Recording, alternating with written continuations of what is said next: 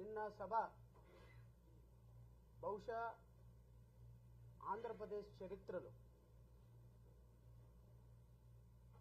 తెలంగాణ ఆంధ్రప్రదేశ్ చరిత్రలో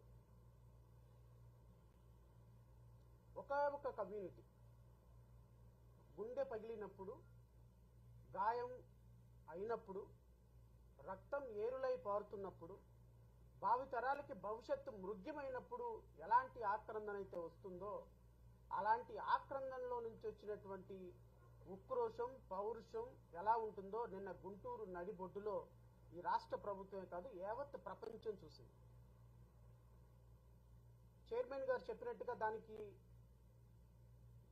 వారో నేనో వారి మిత్ర బృందమో కారణం కాదు.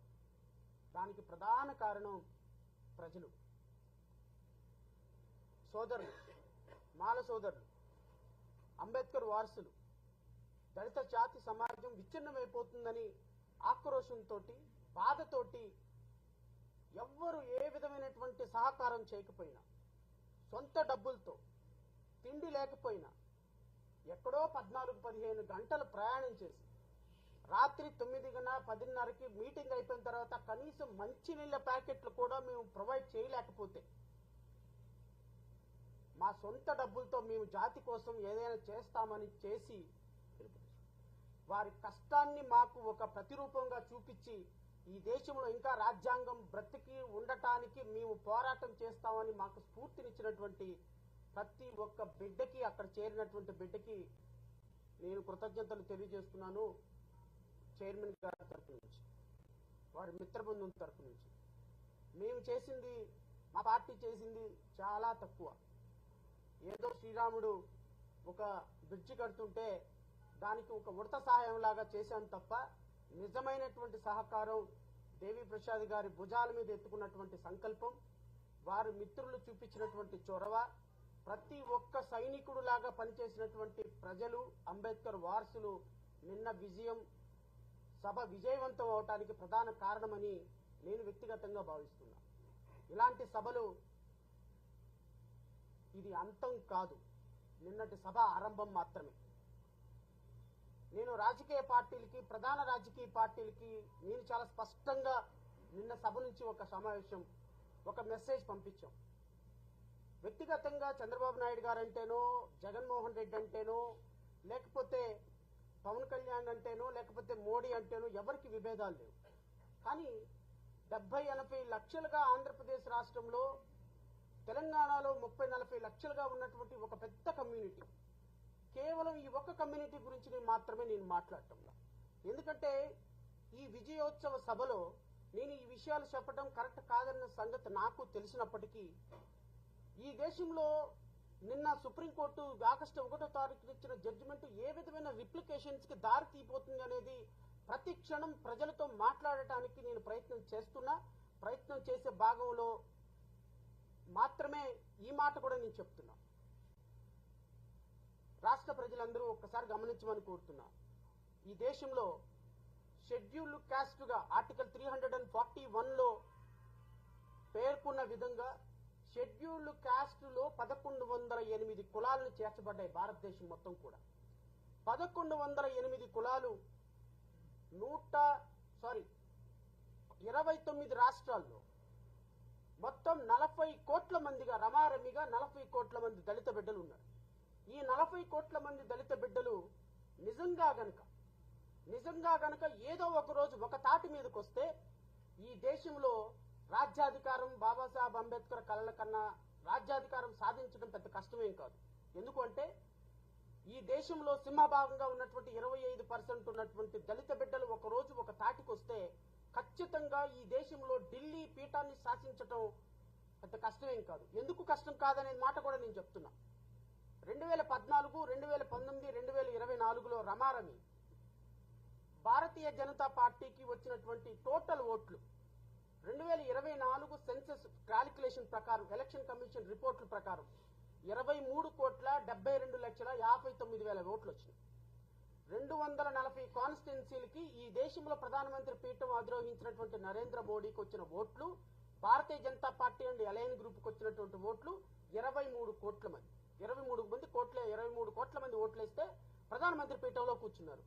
అదే 23 కోట్ల మంది ఏదో ఒక రోజున దళిత బిడ్డల్లో గనక 23 కోట్ల మంది మనం ఒక పార్టీకి ఓటేస్తే, లేకపోతే ఒక మాయావతికి ఓటేస్తే, లేకపోతే ఇంకొక పార్టీకి ఓటేస్తే ఈ దేశంలో రాజ్యాధికారం ఎందుకు సాధ్యం కాదు ఈ దళిత బిడ్డలకు అనేటువంటి ఒక అప్రహెన్షన్ తోటి నిన్న జరిగినటువంటి ఒక ఆగస్టు 1వ తారీఖున ఇచ్చినటువంటి జడ్జిమెంట్ మాలలందరూ వ్యతిరేకిస్తున్నారు. మాలలు వ్యతిరేకించే పరిస్థితి కాదు. నేను అంతా సమాజం మొత్తాన్ని కోరుతున్నా. రేపొద్దున 1108 ఉపకులాల మధ్య, తమిళనాడులో 3 ఉపకులాల మధ్య తీవ్రమైన పోటీ ఉంది. ఆంధ్రప్రదేశ్ రాష్ట్రంలో మాలా మాదిగల మధ్య తీవ్రమైన పోటీ ఉంది. తెలంగాణ రాష్ట్రంలో మాలా మాదిగల మధ్య తీవ్రమైన పోటీ ఉంది. ఇక్కడ ఒకే సింపుల్ ఎగ్జాంపుల్ చెప్తా. ఆంధ్రప్రదేశ్ రాష్ట్రంలో ఉన్న ఇప్పుడు మాలలకు శత్రువు ఎవరండి? ప్రధాన శత్రువు మాదిగలుగా చూపించబడుతున్నారు. మాదిగలకు ప్రధాన శత్రువు ఎవరు? మాలలు చూపించబడుతున్నారు. అంటే ఈ రోజు రాష్ట్రాన్ని మొన్నటిదాకా పరిపాలించిన జగన్మోహన్ రెడ్డి శత్రువు కాదు మాకు. ఇప్పుడు పరిపాలిస్తున్నటువంటి చంద్రబాబు నాయుడు శత్రువు కాదు. మాకు శత్రువు ఎవరు అంటే ఇప్పుడు ప్రధానమైనటువంటి శత్రువు వీళ్ల ప్రకారంగా మాదిగలు. మాదిగ సోదరులకు శత్రువులు ఎవరంటే మేము. అంటే మాలలకి మాదిగలకి శత్రువులుగా చేసి కమ్మారెడ్డి సోదరులు అనే వాళ్ళు శత్రువులు కాదు అని ఎలిమినేట్ చేసి భారతదేశం మొత్తంలో, ఈవెన్ తెలంగాణలో కూడా అదే పరిస్థితి.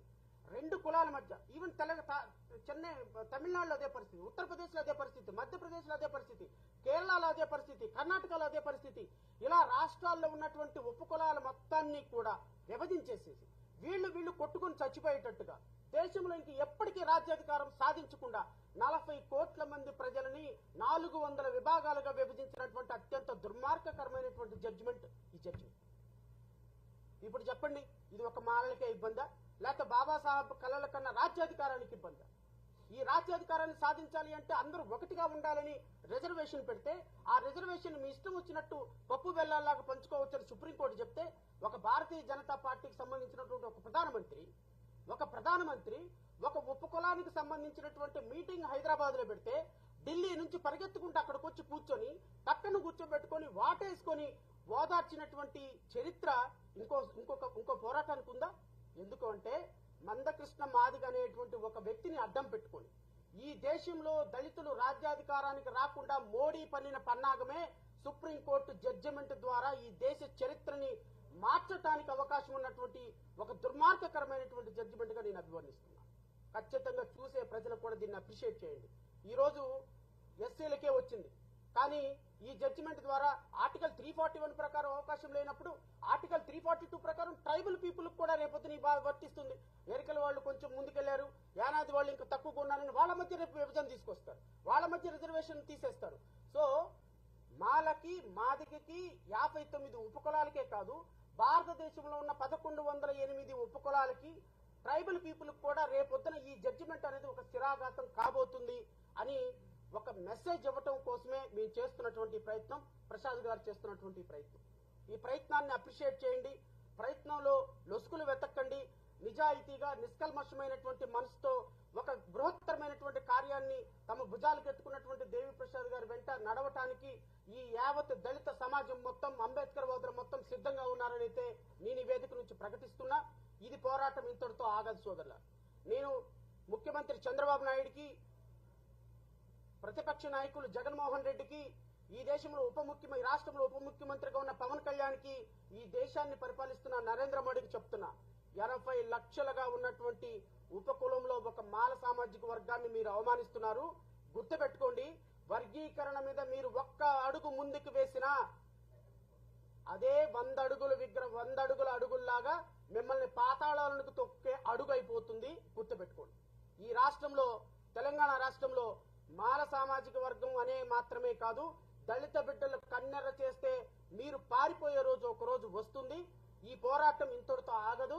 ఖచ్చితంగా దేవి ప్రసాద్ గారి నాయకత్వంలో ఢిల్లీ స్థాయిలో అన్ని జాతీయ పార్టీలను కలుపుకొని అతి త్వరలో ఒక రౌండ్ టేబుల్ కాన్ఫరెన్స్ ఏర్పాటు చేసి దేశం స్థాయిలో దేశం మొత్తం మా వైపు చూసే విధంగా, మేము చెప్పే ఆర్గ్యుమెంట్ ని వినే విధంగా, ఒక ఇంటలెక్చువల్ కమ్యూనిటీ ఏ విధంగా ఆలోచిస్తుంది, రాజ్యాంగం ఏ విధంగా విచ్ఛిన్నం అయిపోతుందని ఖచ్చితంగా వారిని సంప్రదించిన తర్వాత ఢిల్లీ స్థాయిలో ఆజాద్ను పిలుస్తాం, అంబేద్కర్ మనవడిని పిలుస్తాం, కలిసి వచ్చే అతువులు పార్టీ వాళ్ళని పిలుస్తాం, ప్రతి ఒక్కరిని అందరినీ ఏకం చేసి ఢిల్లీలో ఒక రౌండ్ టేబుల్ కాన్ఫరెన్స్ పెడతాం. వీలైతే ఢిల్లీలో ఒక ధర్నా చేసే కార్యక్రమం కూడా ఆలోచన చేస్తున్నాం.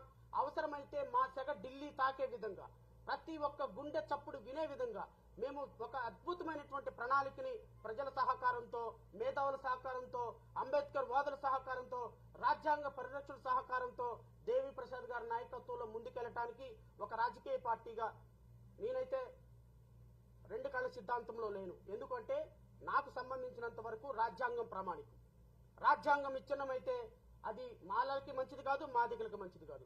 రేపొద్దున క్రిమి లేయర్ సిస్టమ్ వచ్చి, ఫస్ట్ జనరేషన్ రిజర్వేషన్ వచ్చి మాదిగ సోదరుడు ఉద్యోగం కోల్పోతే ఫైట్ చేయాల్సింది నేనే, ఫైట్ చేయాల్సింది ప్రసాద్ గారే, ఫైట్ చేయాల్సింది రామారావు గారే, ఫైట్ చేయాల్సింది మల్లేశ్వరియే.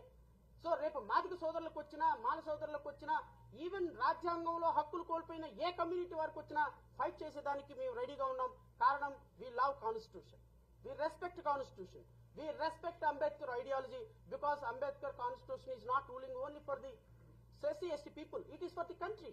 140 కోట్ల మంది యొక్క హక్కుల్ని కాపాడే రాజ్యాంగం విచ్ఛిన్నం కాకుండా చూడవలసిన బాధ్యత మా మీద ఉన్నది. ఖచ్చితంగా దీన్ని మేము ముందుకు తీసుకుపోతాం.